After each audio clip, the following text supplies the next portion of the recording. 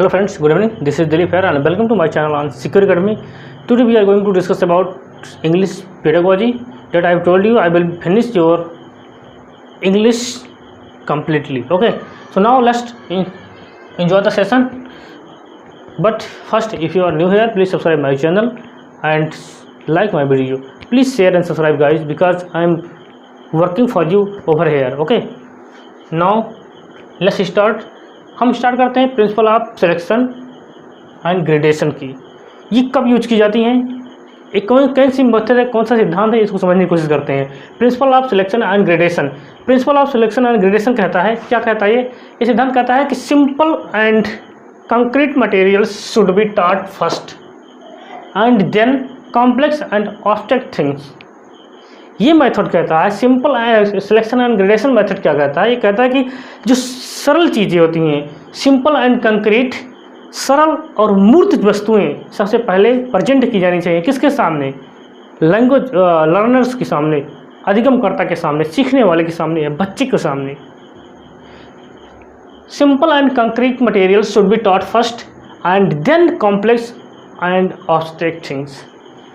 पहले सरल और मूर्त वस्तुएं, मूर्त मीन्स जो हमें दिखाई दे, पहले सरल और मूर्त वस्तुएं क्या करनी चाहिए, मूर्त चीज़ें बच्चों को पढ़ानी चाहिए। उसके बाद कठिन और अमूर्त चीज़ें पढ़ानी चाहिए। जैसे हम बात करते हैं पहले सरल चीज़ें, जैसे उसे ABCD, स्टार्टिंग में उसे ABCD पढ़ाओ, ना कि बोलो उसको पढ़ाने लगो क्या, चल बता, वह घर जाता है इसका ट्रांसलेट इंग्लिश में कर पाएगा? नहीं कर पाएगा। क्यों? क्योंकि उसके लिए वो योग्य ही नहीं है। इसलिए सबसे पहले क्या करना चाहिए, simple to concrete material should be taught first and then complex and abstract things. सबसे पहले सरल और मूर्त वस्तुएं जो उसे दिखाई दे, वो वस्तुएं बच्चे के सामने प्रस्तुत की जानी चाहिए, लैंग्वेज लर्नर्स के सामने प्रस्तुत की जानी चाहिए। उसके बाद ही उसे अमूर्त वस्तुओं के बारे में ज्ञान देना चाहिए, या उसके बाद ही उसे क्या बोलते हैं, जटिल चीज़ों के बारे में पढ़ाया जाना चाहिए। जैसे अगर आप कोई चैप्टर पढ़ाना प्रारंभ कर रहे हैं मैथ का, तो उसमें क्या करना चाहिए, सबसे पहले उसे 1 2 3 4 पढ़ने के लिए देंगे, या सबसे पहले आपसे जोड़ घटा गुणा भाग बताएंगे। फिर उसके बाद किसी न्यूमेरिकल पर चलेंगे, किसी सवाल पे लेके जाएंगे उसे पढ़ाने के लिए। यही होता है सिंपल टू कॉम्प्लेक्स, यही होता है मूर्त टू कंक्रीट टू ऑब्स्ट्रैक्ट, मूर्त से अमूर्त की ओर।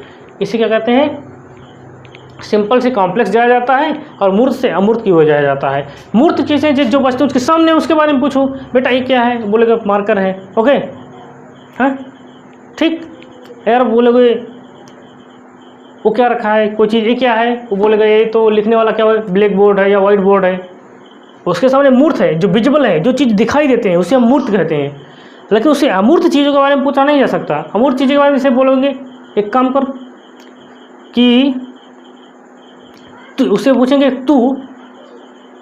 तू मेरी बहन के भाई के लड़के का लड़का है। अब उसे इतना चीज़ बोल देंगे तो वो तो लॉजिक लगा ही नहीं पाएगा, क्योंकि अमूर्त चीज़ें हैं। वो तो इतना समझ में आएगा कि बहन के लड़का है, या तुम समझ में आएगा। उससे बोलेगे तुम्हारा हमारा क्या रिश्ता, तो वो बता देगा, क्योंकि मूर्त है, हम उसके सामने प्रत्यक्ष रूप से हैं। लेकिन जो चीज़ उसके सामने प्रत्यक्ष है ही नहीं, उससे अगर बोलेंगे तू मेरी बहन के भाई के लड़के का लड़का है, तो नहीं बचा पाएगा। या तो उसे बोल देंगे चल बता, A is greater than B is greater than C is greater than D, तो इसमें A और C का क्या रिलेशन है, वो नहीं बता पाएगा, क्योंकि उसके लिए एलिजिबल है ही नहीं। इसलिए सबसे पहले उसे मूर्त वस्तुएं प्रदर्शित करनी चाहिए, जो उसे दिखाई दे, उसके बाद अमूर्त वस्तुएं। इसलिए पहले सरल चीज़ें पढ़ाई जानी चाहिए, उसके बाद कठिन चीज़ें पढ़ाई जानी चाहिए। Is that clear to you? फिर बात करते हैं किसके बारे में, a small amount of material should be introduced first and then its quantity should be increased. सबसे पहले छोटी छोटी वस्तुएं इसके सामने प्रस्तुत की जानी चाहिए, फिर उसके बाद में उसकी मात्रा को बढ़ाया जाना चाहिए। जैसे हम यहाँ पे बोलेंगे इसको पढ़ने के लिए, क्या बोलते हैं, चल भाई बता 2 और 2 कितना होगा, वो बता देगा 4। फिर 10 और 12 कितना होगा, बता देगा 22। पहले इस तरह से शुरुआत करनी चाहिए, 2 और 2 4, 10 और 12 22। फिर उसके बाद उसे प्रस्तुत की जानी चाहिए कैसा, 7 + 12 + 19 + 22। फिर उसको इस प्रकार से देना चाहिए, जो क्वांटिटी करनी चाहिए। सबसे पहले 2 + 2 एक बार दे दिया, फिर उसके बाद 4 + 3 + 7 पहले इसको आपने दिया 2 संख्याओं की गिनती, फिर उसके बाद आपने 3 संख्याओं को दिया, फिर उसके बाद आपने 4 संख्या को दिया, फिर उसके बाद आपने 5 संख्या को दिया। यही चीज़ कहती है principle of selection and gradation, कहती है कि small amount material should be introduced first and then its quantity should be increased. सबसे पहले छोटे छोटे खंडों को, किसी कार्य को छोटे छोटे खंडों में बांट दो, उसको सीखने वाले के सामने दो, फिर धीरे धीरे उसकी क्वांटिटी को बढ़ाते जाओ जिससे वह सीखने के योग्य हो जाए, उन चीज़ों को एक्सेप्ट करने के योग्य हो जाए। Is that clear to you? फिर नेक्स्ट थर्ड क्या है? For example first 2 word letter then 3 word letter then 4 word letter should be taught. Example में भी दिया गया है। अगर यहाँ से न समझ आए इससे समझने की कोशिश की तो क्या बोल रहा है कि a small amount for example first 2 letter word, सबसे पहले से 2 शब्दों वाला एक वर्ड देना चाहिए। जैसे गो 2 लेटर है ना इसमें, गो। फिर उसके बाद 3 लेटर वर्ड, फिर उसके बाद आप कर सकते हो रो, फिर उसके बाद 4 लेटर वर्ड स्लो, गो रो स्लो। सबसे पहले 2 वर्ड लेटर, फिर उसके बाद 3 वर्ड लेटर, फिर उसके बाद 4 वर्ड लेटर। इस तरह से उसकी क्वांटिटी को बढ़ाना चाहिए। ये क्या कहता है? Principle of selection and gradation कहता है। फिर उसके बाद 4th थिंग इज दैट कि vocabulary used in daily life should be taught first.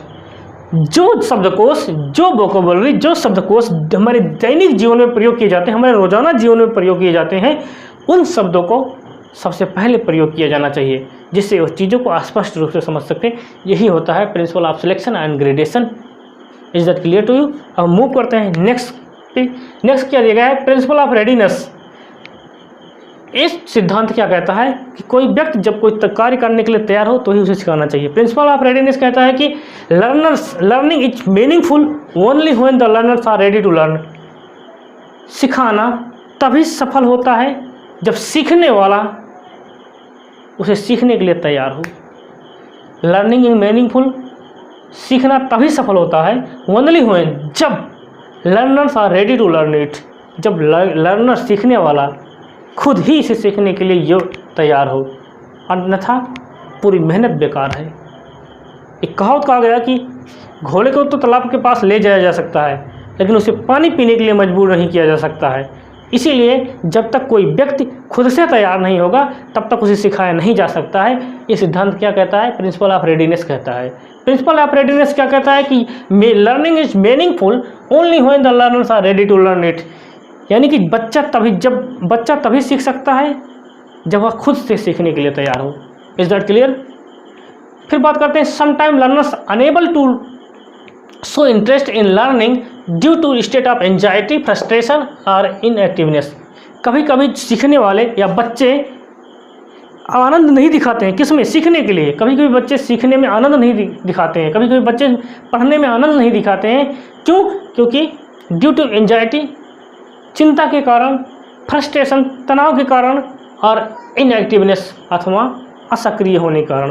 कभी कभी बच्चे खुद को अपने किसी पाठ को सीखने में आनंद, इंटरेस्ट नहीं दिखाते हैं क्योंकि उनमें चिंता रहती है, वो सक्रिय रहते हैं और वो उसमें तनावग्रस्त रहती है, वो तनाव से ग्रस्त रहते हैं।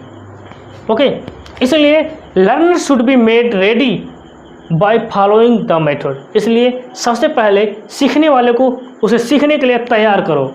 सबसे पहले उसे सीखने के लिए तैयार करो। किस किस विधि से? सबसे पहले टेलिंग ए स्टोरी, कोई कहानी बताओ। Just minute guys.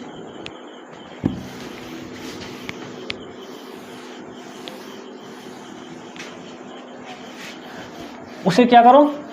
सबसे पहले उसे एक कहानी बताओ, कोई कहानी बताओ। टेलिंग ए स्टोरी, ठीक, या कंडक्टिंग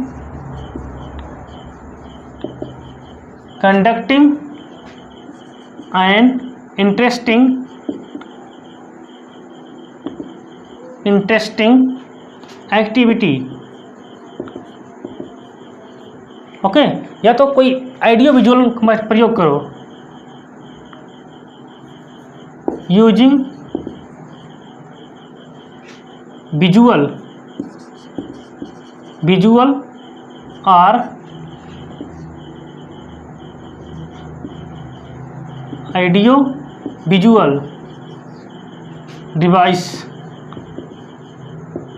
डिवाइसेस।